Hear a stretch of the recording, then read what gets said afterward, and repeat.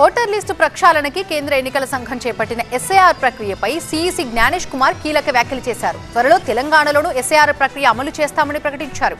Duplicate oats తొలగింపు కోసం voter జాబితాను క్లీన్ చేయాల్సిన అవసరం ఉందని కమెంట్స్ చేయడం ఆసక్తిగా మారింది. సార్, స్పెషల్ ఇంటెన్సివ్ రివిజన్ దేశమంతా ఇప్పుడు ఇదే హాట్ టాపిక్.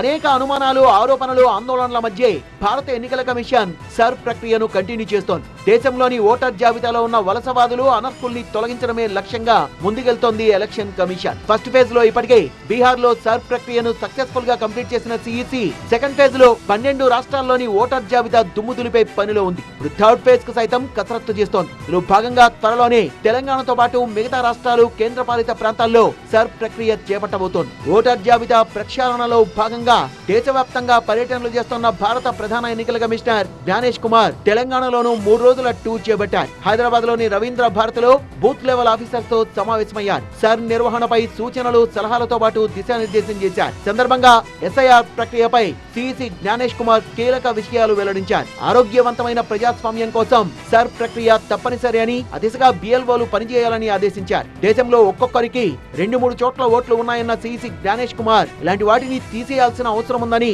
బీహార్ లో అదే జరిగిందని చెప్పారు. పండుగల ముందు ఇళ్లు పూర్తిగా శుభ్రం చేసుకున్నట్లు 5 ఏళ్లకోసారి ఓటర్ జాబితాను కూడా క్లీన్ చేద్దామని సిఈసి జ్ఞానేష్ కుమార్ పిలుపునిచ్చారు. దీనికి అనుగుణంగానే డబుల్ ఓట్లను సవరించేందుకు ఎస్ఐఆర్ ప్రక్రియ చేపట్టామన్నారు. బీహార్ లో ఎస్ఐఆర్ పూర్తయిందని, ప్రస్తుతం 12 రాష్ట్రాల్లో అమలవుతోందని చెప్పారు. తెలంగాణలోనూ ఎస్ఐఆర్ ను విజయవంతం చేయాలన్నారు సిఈసి జ్ఞానేష్ కుమార్. ये आपका काम है और ये लोकतंत्र के लिए बहुत आवश्यक है.